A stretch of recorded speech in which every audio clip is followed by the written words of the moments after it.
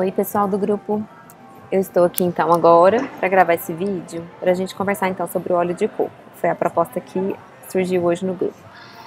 Para a gente discutir então algo sobre saúde, né, e alimentação e pensar um pouco sobre o que a gente come nesse grupo.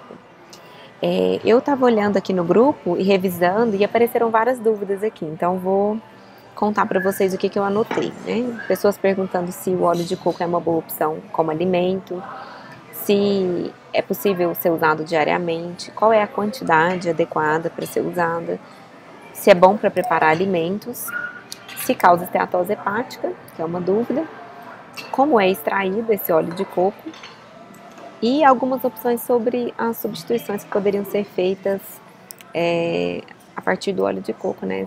Trocando o óleo de coco pelo quê? O que seria então o substituto do óleo de coco? Azeite e outros.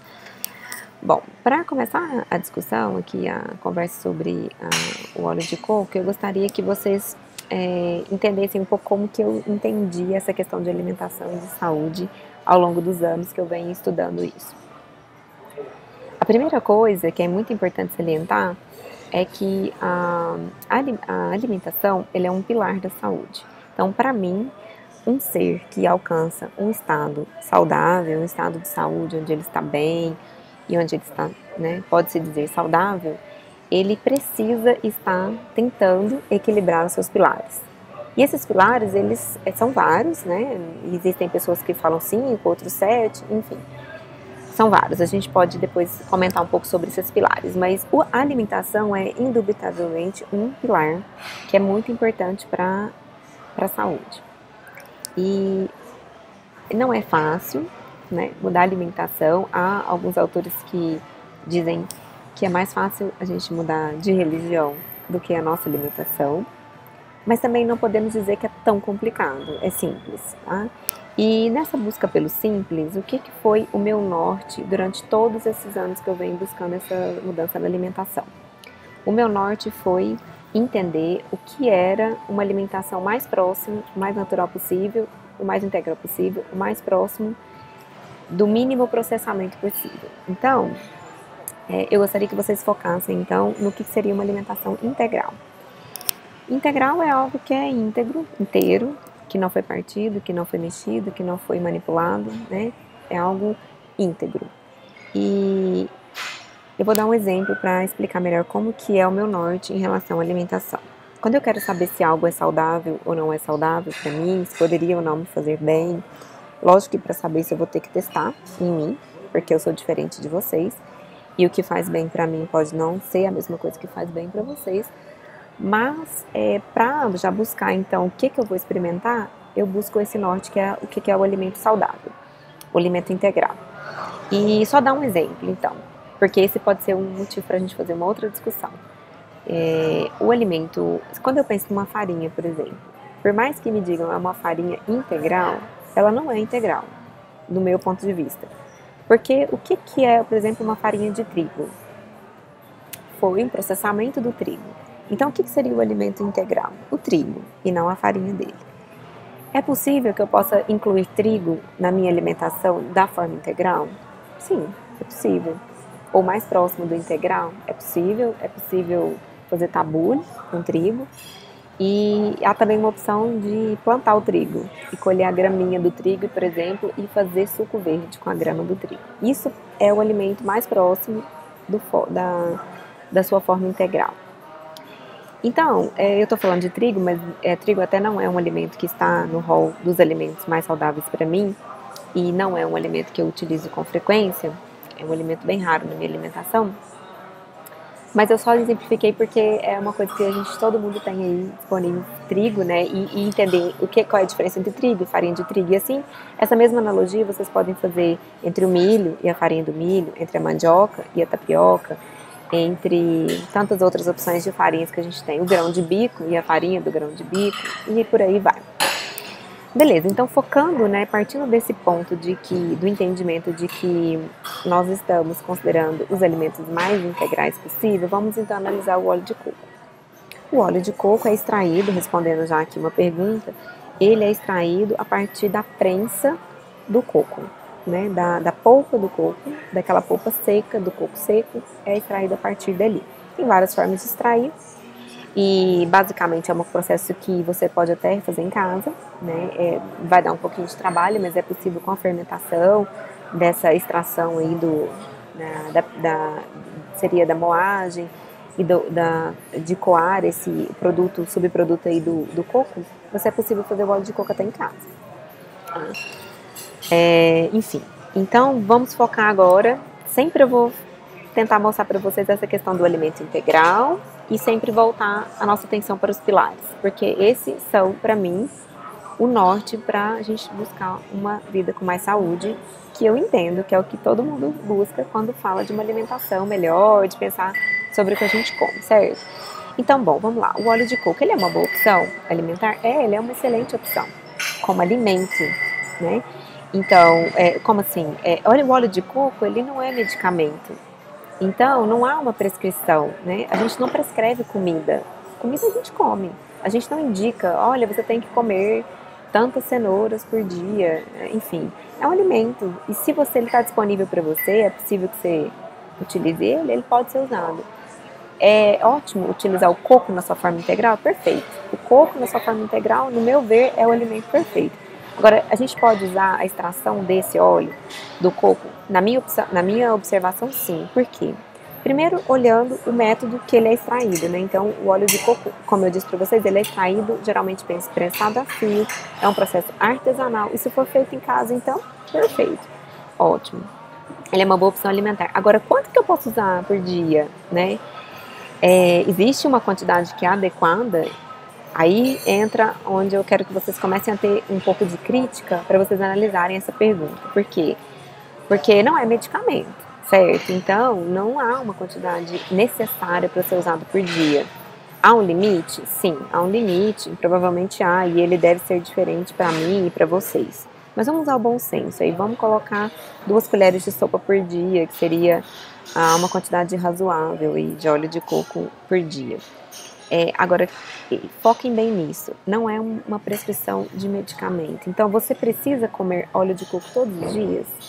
Eu quero que vocês pensem sobre isso. E para fazer vocês pensarem sobre isso, eu vou ilustrar aqui um entendimento que eu tive ao longo desses anos estudando sobre várias opções de suplementar, né? Enfim. Por que nasceram, então, de onde que veio essa questão de suplementar elementos, nutrientes, fitoquímicos e elementos da natureza de uma forma separada? Tipo, você suplementar vitaminas, minerais ou fitoquímicos de forma separada numa fórmula química lá que você manipula na farmácia de manipulação. De onde saiu essa ideia de que a gente precisa fazer isso?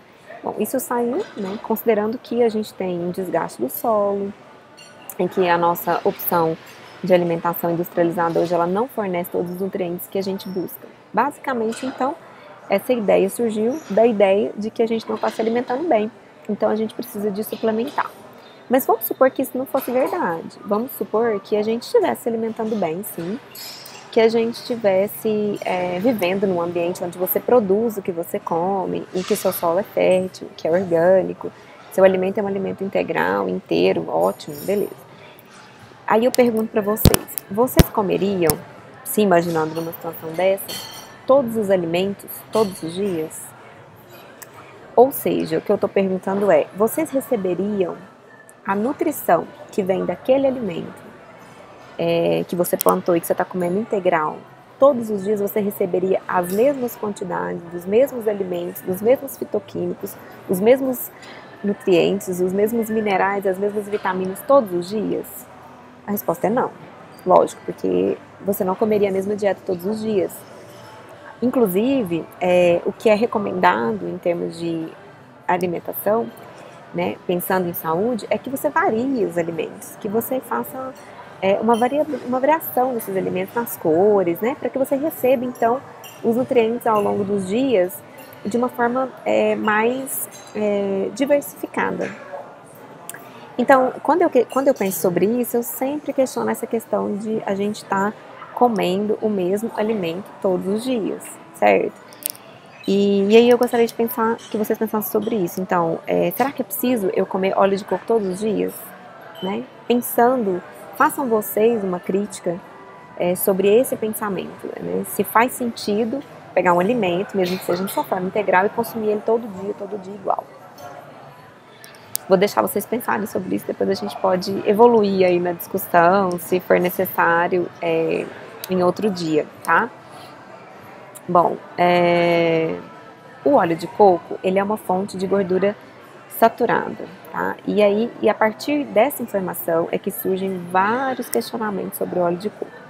Recentemente, a Associação Brasileira de Nutrologia se posicionou veementemente contra a divulgação de que o óleo de coco era um alimento, poderia ser usado na forma de medicamento, tá? E assim, eu vou emitir a minha opinião a respeito disso, é que eu acho que tem muita gente que confunde um pouco as coisas. Uma coisa é ele ser um alimento integral, natural, e poder ser usado, né, sem maiores pesadelos sobre esse alimento.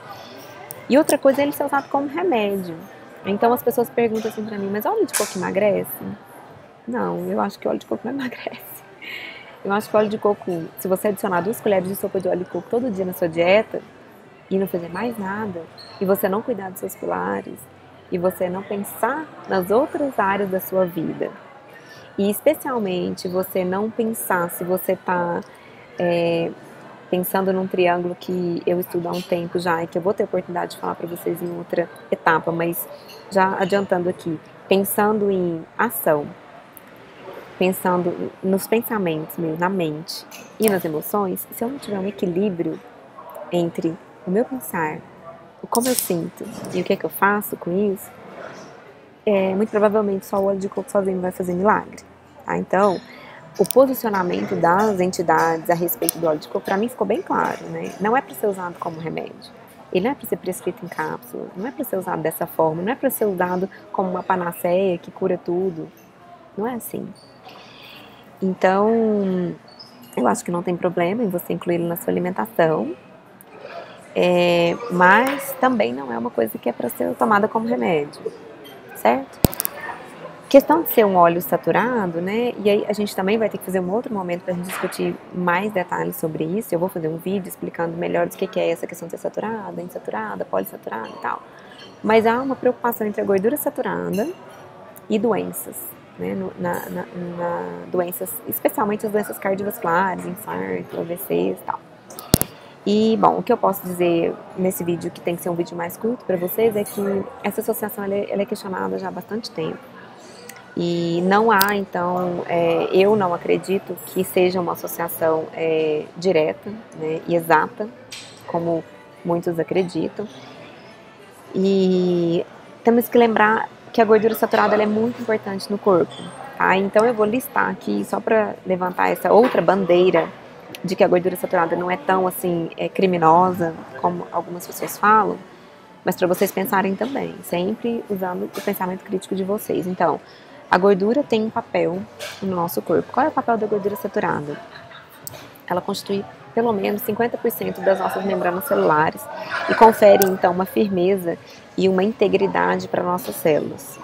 Basicamente o componente que compõe, né, 50% de você, porque a gente é todo célula, certo? Ela é muito importante para a saúde dos ossos, porque a partir da gordura a gente pode incorporar cálcio. Ela melhora a função do sistema imunológico. Ela é necessária para melhor utilização do ômega 3, que a gente tenta inserir na nossa alimentação, porque a gente sabe já dos benefícios. E ela tem também algumas propriedades antimicrobianas, principalmente atuando na flora intestinal, né, no trato digestivo. Então, considerando todas as dúvidas que vocês levantaram, ficou faltando eu comentar então sobre a esteatose hepática, tá? Nós vamos ter que fazer um momento separado também para falar disso, mas eu vou dizer uma coisa para vocês. Há vários estudos já que associam a esteatose, que é a famosa gordura no fígado, né, esse fígado gorduroso. Se vocês observarem nas pessoas que vocês conhecem que têm esteatose hepática, uma grande parte dessas pessoas, elas têm doenças associadas. Geralmente são diabetes, obesidade e doenças relacionadas com doenças crônicas, né, que estão muito ligadas hoje, a gente sabe, ao ambiente, né, a forma como a pessoa se alimenta e se cuida. Então, há uma linha de raciocínio de que a esteatose hepática possa ser realmente um acúmulo de triglicérides, que é uma forma de estocar gordura no nosso corpo, porém que vem dos carboidratos e não diretamente da gordura, certo? Mas isso aí é assunto para um outro momento, tá? Então, consumido, o óleo de coco sendo consumido de uma forma razoável, sem excessos, para vocês usarem na alimentação. Para quem gosta, pode ser usado para filtrar, para fritar, né, para fritura. O ponto de fumaça dele não é baixo, então ele pode ser usado, mas ele deixa um gostinho residual, então não é todas as pessoas que se sentem bem, né? Como não é saboroso para algumas pessoas, para outras nem tanto. Eu faço como algumas pessoas do grupo colocaram, é uma opção para mim na alimentação quando eu vou fazer alguma preparação, como por exemplo um bolo, um pão, uma preparação que vai ao forno. Mas assim, no meu preparo do dia a dia, na minha comida, eu não insiro esse óleo. Por quê? Porque eu já faço um consumo de ghee e de azeite de outras formas, em outros momentos da minha alimentação. Então assim, eu não fico procurando colocar óleo de coco todo dia na minha dieta. Mas eu também não tenho medo de usar. E eu uso ele nessas formas. Quando eu vou fazer alguma receita, por exemplo, como bolo e pães, é uma excelente opção para eu inserir gordura nessa preparação, tá? Bom, eu acho que eu abordei aqui de uma forma bem sucinta todas as dúvidas que vocês me colocaram. A única coisa que me foi perguntada aqui a respeito da extração, eu vou pedir para vocês fazerem uma busca em alguns sites, eu vou colocar então no grupo os sites, para que vocês possam ver como que é feita essa extração em casa, tá? É bem parecido, sim, passa pelo processo de fazer o leite de coco, mas vai um pouco além porque tem uma fermentação. E aí eu quero deixar aqui então, para vocês considerarem quais seriam então boas opções de gorduras, né, pensadas de uma forma natural, integral, saudáveis, que vocês podem incluir na dieta. Seria o azeite de oliva, o abacate, o coco, a manteiga, né, especialmente tenho um carinho enorme pela ghee, que é uma manteiga, um processamento da manteiga que extrai, né, retira da manteiga alguns ingredientes, alguns itens da sua composição que não seriam tão legais para algumas pessoas, então é uma manteiga mais pura. E o cacau, que também é uma fonte gordurosa, né, uma fonte de gordura saudável.